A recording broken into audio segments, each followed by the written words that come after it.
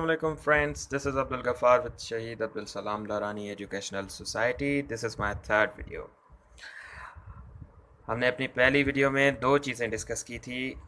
Number one, what is plaint, और address 7 के बारे में कुछ मालूमात ली थी, पर्टिकुलर्स ऑफ प्लेंट. और उसके साथ साथ हमने डिस्कस किया था how to draft a plaint. जो हमारी सेकंड वीडियो थी that was about after filing of plaint there are three things. चाहे कोर्ट उस प्लेंट को एडमिट करे या रिटर्न करे या रिजेक्ट करे, वो भी हमने पढ़ा था. और उसके साथ साथ प्रोविजंस भी पढ़े थे, डिस्कस किए थे. Now this is the third video, और इसमें हम डिस्कस करेंगे आर्डर 5 CPC, जो कि उसके आगे का मरहला है. जब हम प्लेंट दाखिल करते हैं, उसके बाद एडमिट होती है, तो कोड आगे क्या करती है, that is issue and service of summons. अच्छा, तो फर्स्ट ऑफ ऑल हम डिस्कस करेंगे रूल नंबर 1. तो रूल नंबर 1 है about the summons. When a suit has been duly instituted, a summons may be issued to the defendant to appear and answer the claim on a day to be therein specified.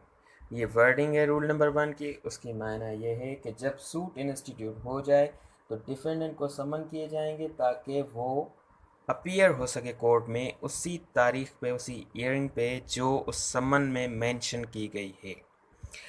उसके बाद हमारी एक exception आती है जो कि मैंने यहाँ पे लिख ली है.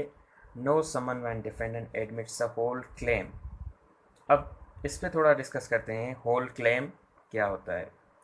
जैसे कि हमने पढ़ा था आर्डर 7 CPC में प्लेंट के बारे में, और प्लेंट कैसे फाइल होती है वो मेरी फर्स्ट वीडियो में डिस्कस किया गया है. आप देख लेंगे तो अच्छी अंडरस्टैंडिंग हो जाएगी.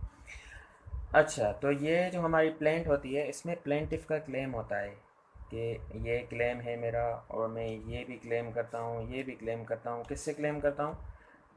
For example plaintiff is a और कोई डिफेंडेंट जो है वो बी है. तो यहाँ पे हम लिख देते हैं ये जो बी है ये डिफेंडेंट है.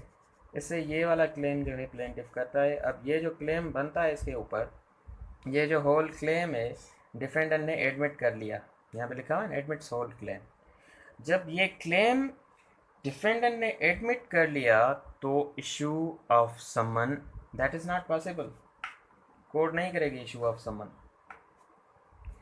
तो ये एक्सेप्शन दी गई है. अच्छा, उसके बाद जो हमें चीज़ बताई गई है कि जब समन डिफेंडेंट को सर्व हो गया, उस तक पहुंच गया, अब कंडीशंस होती हैं. For example defendant is unable to come before the court, और वो अपनी पर्सनल अपीयरेंस जो है वो इंश्योर नहीं करवा सकता. तो लॉ में उसके पास रेमेडीज़ हैं. फॉर एग्जांपल यहाँ पे लिखा हुआ है इन पर्सन, डिफेंडेंट में अपीयर इन पर्सन, या वो खुद आ जाए. अच्छा, सेकंड कंडीशन है अपने प्लीडर के थ्रू जो है वो रिप्रेजेंटेशन कर ले, और जो भी उसके क्लेम्स हैं प्लेंटिफ के उनका आंसर थ्रू हिज प्लीडर दे दे. और थर्ड कंडीशन ये, अगर वो खुद नहीं आ सकता तो वो अदर पर्सन भी अपॉइंट कर सकता है ऑन हिज बिहाफ के, वो आके कोर्ट में डिफेंडेंट के बिहाफ पे आंसर दे प्लेंटिफ के क्लेम का जो कि उसने प्लेंट में लिखा हुआ है. सो ये तीन कंडीशंस हमें लॉ ने प्रोवाइड की हैं. इन केस डिफेंडेंट खुद नहीं आ सकता तो अदर पर्सन भी है, प्लीडर भी है. प्लीडर की क्या माने है? प्लीडर मीन्स वकील जो होता है, एडवोकेट होता है डिफेंडेंट का, उसके थ्रू भी वो ये जो प्लेंटिफ का क्लेम है जो ऑर्डर 7 में वो फाइल करता है प्लेंट, उसका क्लेम आंसर कर सके. मगर यहाँ पे एक कंडीशन आती है, other person he must be able to answer all of the questions of the claim of plaintiff, फिर उसी को अपॉइंट कर सकता है. अच्छा, उसके बाद हम आते हैं रूल नंबर 2 पे. रूल नंबर 2 में ये लिखा हुआ है कि ये जो समन होंगे ये किसके साथ अकम्पनीड होंगे, या इनके साथ क्या अकम्पनीड होगा. तो first of all that is a summon. यहाँ पे लिखा होगा कि आप पे प्लेंटिफ ए ने ये क्लेम, ये सूट, ये प्लेन जो है वो दाखिल की है, आप फला तारीख को कोर्ट में आ जाएं, अपीयर हो जाएं. That will be the summon, that will be the language of summon, and summons will be signed by the जज who is making it and sealed by the court issuing the summons. उसके साथ साथ हम copy attach करेंगे plaint की. Plaint क्या होती है? जो प्लेंटिफ सबमिट करता है आर्डर 7 में. यहाँ पे वर्ड दिया गया है प्लेन नहीं तो कंसाइज स्टेटमेंट। ये क्यों? ये आर्डर 7 में हमें बताया गया है कि जब प्लेन तमाम ज़्यादा लेंदी हो जाए, बड़ी हो जाए, तो इसी वजह से हम एक कंसाइज स्टेटमेंट जो प्लेन का सेंट्रल आइडिया प्रोवाइड करती हो वो अटैच कर देते हैं समन के साथ, ताकि उसको आइडिया हो जाए डिफेंडेंट को कि why I have been call to the court, और कोर्ट ने मुझे क्यों बुलाया है, आवाज़ आई है कोर्ट से, कोर्ट ने मुझे क्यों पुकारा है। तो ये सारी चीज़ें उसमें डिस्कस की जाती हैं। अच्छा, आगे आए next, that is a rule number 3। और यहाँ पे भी जो है इसकी नेचर जो है ना, दैट इज़ एक्सेप्शन टाइप। देखिए यहाँ पे लिखा हुआ है कोर्ट में आर्डर प्लेंटिफ और defendant to appear in person. यहाँ पे डिफेंडेंट मे अपीयर। आपको बताता चलूँ, ये जो वर्ड मे लिखा हुआ है ना, दैट इज़ अ डिस्क्रिएशन। ये मतलब मैंडेटरी नहीं हो गया मे, यानी कि आगे ला में फ्लक्चुएशंस हो सकती हैं, आगे मना भी कर सकता है कि भाई बाय अदर पर्सन नहीं, अपनी खुद की अपीयरेंस जो है वो इंश्योर करवाएं। तो रूल नंबर 3 में यही लिखा हुआ है ना, कोर्ट में आर्डर प्लेंटिफ और defendant to appear in person.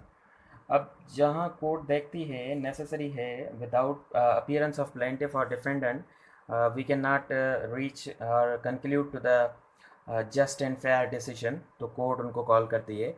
और एविडेंस के लिए उनका खुद का आना अगर ज़रूरी होता है तो कोर्ट ने कॉल कर सकती है। That is provided under order 5 rule number 3। Now moving on to the last rule, that is also an exception type. इसमें लिखा हुआ है no party shall be ordered to appear in person unless the resident within the certain limits।